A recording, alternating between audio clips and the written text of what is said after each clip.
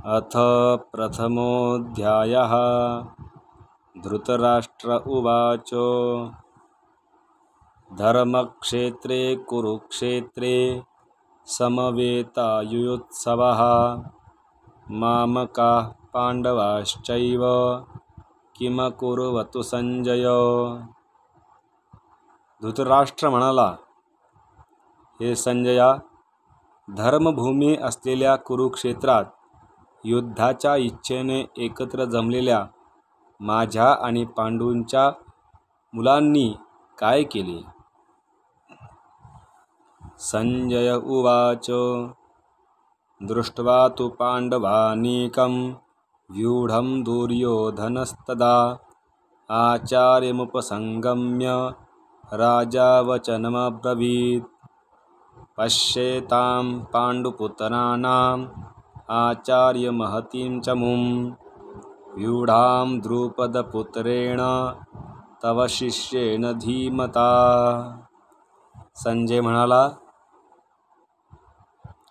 हे राजा, दुर्योधनाने व्यूहरचना केलेले पांडवांचे सैन्य पाहिले आणि द्रोणाचार्याजवळ जाऊन तो म्हणाला, अहो आचार्य, तुमच्या बुद्धिमान शिष्याने द्रुपदपुत्र धृष्टद्युम्नाने व्यूहरचना करून उभी केलेली ही पांडुपुत्रांची प्रचंड सेना पहा. अत्र शूरा महेश्वासा भीमार्जुनसमायुधी युयुधानो विराटश्च द्रुपदश्च महारथः धृष्टकेतुश्च चेकितान् काशीराजश्च वीर्यवान् पुरुजित् कुन्तिभोजश्च शैभ्यश्च नरपुङ्गवः युधामन्युश्च विक्रान्त उत्तमौजाश्च वीर्यवान् सौभद्रो द्रौपदेयाश्च सर्व एव महारथाः. या सैन्यात मोठमोठी धनुष्ये घेतलेले भीम, अर्जुन यासारखे शूरवीर, सात्यकी, विराट, महारथी द्रुपद, धृष्टकेतु, चेकितान, बलवान काशीराज, पुरुजित, कुंतीभोज, नरश्रेष्ठ शैभ्य, पराक्रमी युधामन्यु, शक्तिमान उत्तमौजा, सुभद्रा पुत्र अभिमन्यु आणि द्रौपदीचे 5 पुत्र हे सर्वच महारथी आहेत. अस्माकं तु विशिष्टाये तान्निबोध द्विजोत्तम नायका मम सैन्यस्य संज्ञार्थं तां ब्रवीमि ते. अहो ब्राह्मण श्रेष्ठ, आपल्यातील जे महत्त्वाचे आहे ते जाणून घ्या. आपल्या माहितीसाठी माझ्या सैन्याचे जे जे सेनापती आहे ते मी आपल्याला सांगतो. भवान भीमश्च कर्णश्च कृपश्च समितिंजयः अश्वत्थामा विकर्णश्च सौमदत्तिस्तथैव च अन्ये च बहवः शूरा मदर्थे त्यक्तजीविताः नानाशस्त्रप्रहरणा सर्वे युद्धविशारदाः. स्वतः आपण, द्रोणाचार्य, पितामह भीष्म, कर्ण, युद्धात विजयी होणारे कृपाचार्य, अश्वत्थामा, विकर्ण, तसेच सोमदत्ताचा मुलगा भूरिश्रवा, इतरही माझ्यासाठी जीवावर उदार झालेले पुष्कळ शूरवीर आहेत. ते सर्वजण निरनिराळ्या शस्त्रास्त्रांनी सुसज्ज असून युद्धात पारंगत आहेत. अपर्याप्तं तदस्माकं बलं भीष्माभिरक्षितं पर्याप्तं त्विदमेतेषां बलं भीमाभिरक्षितं. भीष्म पितामहांनी रक्षण केलेले आमचे हे सैन्य सर्व दृष्टींनी अजिंक्य आहे, तर भीमाने रक्षण केलेले त्यांचे सैन्य जिंकायला सोपे आहे. अयनेषु च सर्वेषु यथा भागमवस्थिताः भीष्ममेवाभिरक्षन्तु भवन्तः सर्व एव हि. म्हणून सर्व व्यूहांच्या प्रवेशद्वारात आपापल्या जागेवर राहून आपण सर्वांनीच निस्संदेह भीष्म पितामहांचे सर्व बाजूंनी रक्षण करावे. तस्य संजय नयं हर्ष कुरु वृद्ध पितामह सिंहनादं विनोदौच्चै शंखं ददमु प्रतापवान्.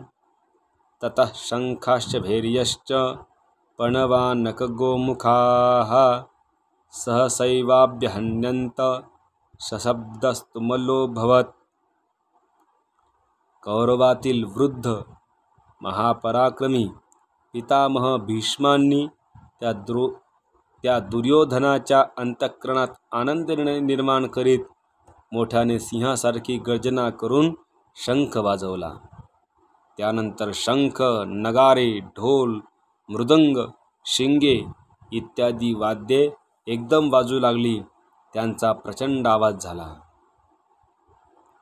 ततश्चैतैर्भैर्युक्ते महती स्यन्दनस्थितौ माधव पांडवश्चैव दिव्यौ शंख प्रदध्मतु. त्यानंतर पांढरे घोडे जोडलेल्या उत्तम रथात बसलेल्या श्रीकृष्णांनी आणि अर्जुनानेही दिव्य शंख वाजवले. पांचजन्यं ऋषिकेशो देवदत्तं धनंजयः पौंड्रं ददमो महाशंखं भीमकर्मावृकोदरः. श्रीकृष्णांनी पांचजन्य नावाचा, अर्जुनाने देवदत्त नावाचा आणि भयानक कृत्य करणारा भीमाने पौंड्र नावाचा मोठा शंख फुकला.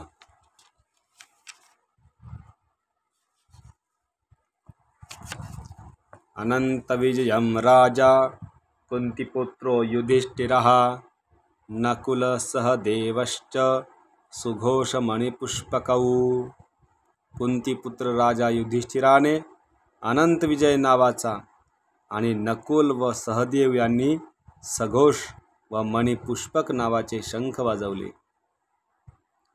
काशश्च परमेश्वास शिखंडी च महारथः दृष्टद्युम्नो विराटश्च सात्यकिश्चापराजितः द्रुपदो द्रौपदेयाश्च सर्वश्च पृथिवीपते सौभद्रश्च महाबाहु शंखां ददमु पृथक पृथक. श्रेष्ठ धनुष्य असलेल्या काशीराज, महारथी शिखंडी, दृष्टद्युम्न, राजा विराट, अजिंक्य सात्यकी, राजा द्रुपद, द्रौपदीचे पाचही पुत्र, महाबाहू सुभद्रा पुत्र अभिमन्यू या सर्वांनी हे राजा सर्व बाजूंनी वेगवेगळे शंख वाजवले. सघोषो धार्तराष्ट्राणां हृदयानि व्यदारयत् नभश्च पृथिवींचैव तुमलो व्यनुनादयन्. आणि त्या भयानक आवाजाने आकाश व पृथ्वीला दुमदुमून टाकीत कौरवांची अर्थात आपल्या पक्षातील लोकांची छाती दडपून टाकली. अथ व्यवस्थितान् दृष्ट्वा धार्तराष्ट्रान् कपिध्वजः प्रवृत्ते शस्त्रसम्पाते धनुरुद्यम्य पाण्डवः ऋषिकेशं तदा वाक्यमिदमाह महीपते. अर्जुन उवाच सेनयोरुभयोर्मध्ये रथं स्थापयमेच्युत. महाराज, त्यानंतर ध्वजावर हनुमान असणाऱ्या अर्जुनाने युद्धाच्या तयारीने उभे असलेल्या कौरवांना पाहून शस्त्रांचा वर्षाव होण्याची वेळ आली तेव्हा धनुष्य उचलून तो ऋषिकेश श्रीकृष्णांना असे म्हणाला की, हे अच्युता, माझा रथ दोन्ही सैन्यांच्या मध्यभागी उभा करा. यावद्देतान् निरीक्षेऽहं योद्धुकामानवस्थितान् कैर्मया सह योद्धव्यमस्मिन् रणसमुद्यमे. मी रणभूमीवर युद्धाच्या इच्छेने सज्ज झालेल्या या शत्रुपक्षाकडील योद्ध्यांना जोवर नीट पाहून घेईन की मला या युद्धाच्या उद्योगात कोणाकोणाशी लढणे योग्य आहे, तोवर रथ उभा करा.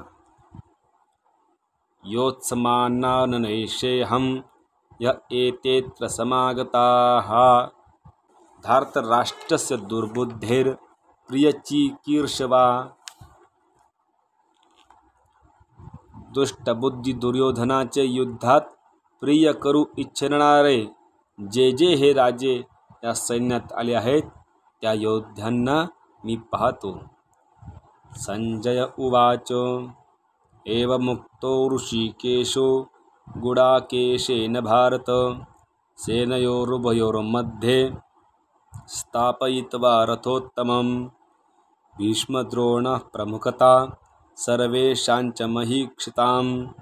उवाच पार्थ पश्येतान् समवेतान् कुरूनिती.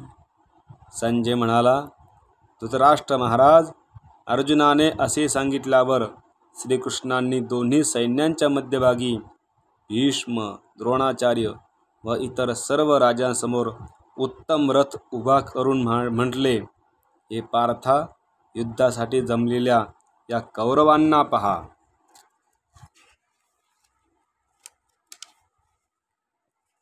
तत्रा पश्यस्थितान् पार्थ पितॄनथ पितामहान् आचार्यान् मातुलान् भ्रातुर्पुत्रान् पौत्रान् सखींस्तथा श्वशुरान् सहृदयश्चैव सेनयोरुभयोरपि. त्यानंतर कुंतीपुत्र अर्जुनाने त्या दोन्ही सैन्यामध्ये असलेल्या काका, आजे, पंजे, गुरु, मामा, भाऊ, मुलगा, नातू, मित्र, शास्त्रे आणि हितचिंतक यांना पाहिले.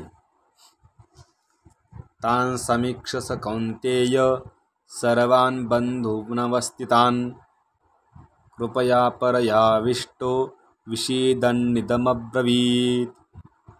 तेथे असलेल्या त्या सर्व बांधवांना पाहून अत्यंत करुणेने व्याप्त झालेला कुंतीपुत्र अर्जुन शोकाकुल होऊन असे म्हणाला. अर्जुन उवाच. दृष्ट्वेमं स्वजनं कृष्ण योत्सं समुपस्थितं सिदन्ति मम गात्राणि मुखञ्च परिशुष्यति वेपतुश्च शरीरे मे रोमहर्षश्च जायते. अर्जुन म्हणाला, हे कृष्णा, युद्धाच्या इच्छेने रणांगणावर उभ्या असलेल्या या स्वजनांना पाहून माझे अवयव गळून जात आहे. तोंडाला कोरड पडली आहे, शरीराला कंप सुटला आहे आणि अंगावर रोमांच उभे राहत आहे. गांडीवं संसृते हत्वा त्वक्चैव परिदह्यते न च शक्नोम्यवस्थातुं भ्रमतीव च मे मनः. हातातून गांडीव धनुष्य गळून पडत आहे, अंगाचा दाह होत आहे, तसेच माझे मन भ्रमिष्ठासारखे झाले आहे. त्यामुळे मी उभा देखील राहू शकत नाही. निमित्तानि च पश्यामि विपरीतानि केशव न च श्रेयोनुपश्यामि हत्वा सजनमाहवे. हे केशवा, मला विपरीत चिन्हे दिसत आहे. युद्धात आप्तांना मारून कल्याण होईल असे मला वाटत नाही. न कांक्षे विजयं कृष्ण न च राज्यं सुखानि च किन्नो राज्येन गोविंद किं भोगैर्जीवितेन वा.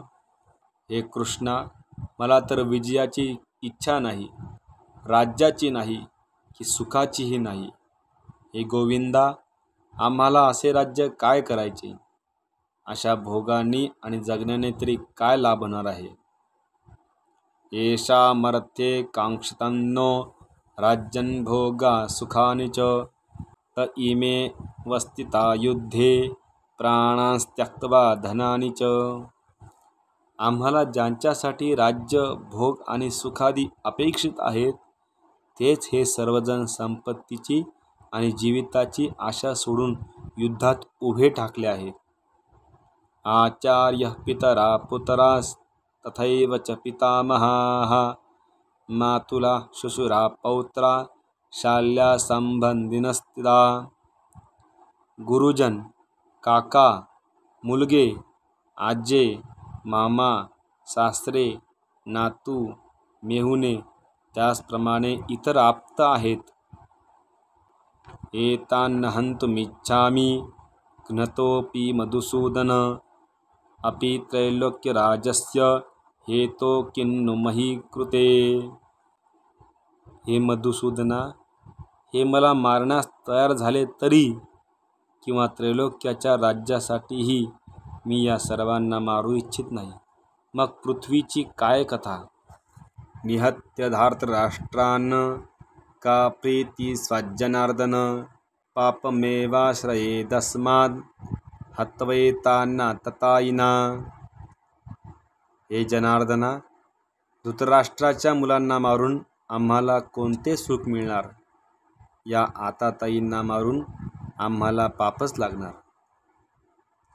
तस्मान्नार्हं वयं हन्तुं धार्तराष्ट्रान् स्वबान्धवान्. स्वजनं हि कथं हत्वा सुखी न स्याम माधव. म्हणूनच हे माधवा, आपल्या बांधवांना, धृतराष्ट्रपुत्रांना आम्ही मारणे योग्य नाही. कारण आपल्याच कुटुंबियांना मारून आम्ही कसे सुखी होणार. यद्यपेते न पश्यन्ति लोभोपहतचेतसः. कुलक्षयकृतं दोषं मित्रद्रोहे च पातकं. कथं न ज्ञेयमस्माभिः पापादस्मान्निवर्तितुं. कुलक्षयकृतं दोषं प्रपश्यद्भिर्जनार्दन. जरी लोभामुळे बुद्धी भ्रष्ट झालेल्या यांना कुळांचा नाश झाल्यामुळे उत्पन्न होणारा दोष आणि मित्रांशी वैर करण्याचे पातक दिसत नसले तरी जनार्दना, कुळाच्या नाशाने उत्पन्न होणारा दोष स्पष्ट दिसत असतानाही आम्ही या पापापासून परावृत्त होण्याचा विचार का बरे करू नये. कुलक्षये प्रणश्यन्ति कुलधर्मा सनातनाः. धर्मे नष्टे कुलं कृष्ण मधर्मोऽभिभवत्युत. कुळाचा नाश झाला असता परंपरागत कुळधर्म नाहीसे होतात.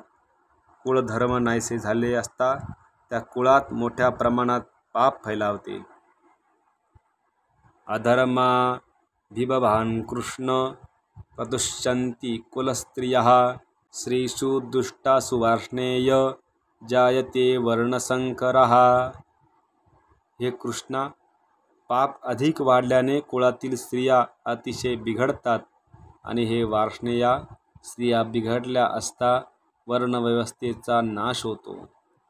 संकरो नरकायैव कुलघ्नानां कुलस्य च.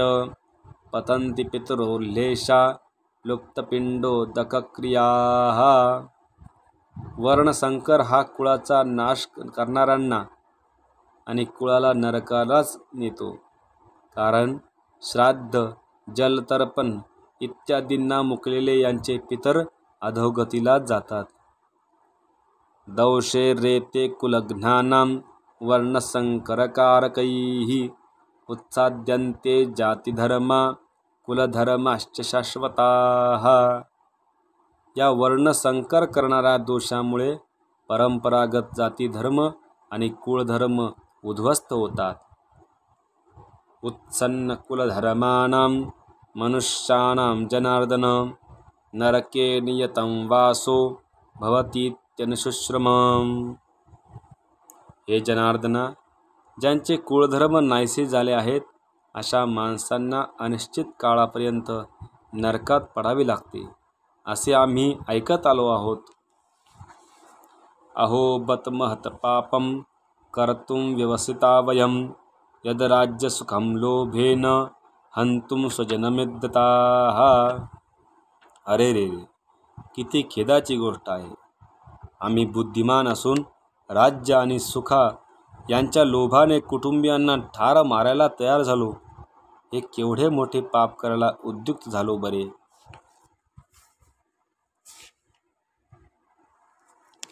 यदि माम प्रतीकार अशस्त्रं शस्त्रपाणयः धार्तराष्ट्रारणे हन्युस्तदा तन्मे क्षेमतरं भवेत्. जरी शस्त्ररहित व प्रतिकार न करणाऱ्या मला हातात शस्त्र घेतलेल्या धृतराष्ट्रपुत्रांनी रणात ठार मारले तरी ते मला अधिक कल्याणकारक ठरेल. संजय उवाच. एवमुक्त्वार्जुनः संख्ये रथोपस्थ उपाविशत्. विसृज्य सशरं चापं शोकसंविघ्नमानसः. संजय म्हणाला, रणांगणावर दुःखाने उद्विग्न मन झालेला अर्जुन एवढे बोलून बाणासह धनुष्य टाकून देऊन रथाच्या मागील भागात जाऊन बसला. ओम तत्सदिति श्रीमद्भगवद्गीता उपनिषत्सु ब्रह्मविद्यायां योगशास्त्रे श्रीकृष्णार्जुनसंवादे अर्जुनविषादयोगो नाम प्रथमोऽध्यायः.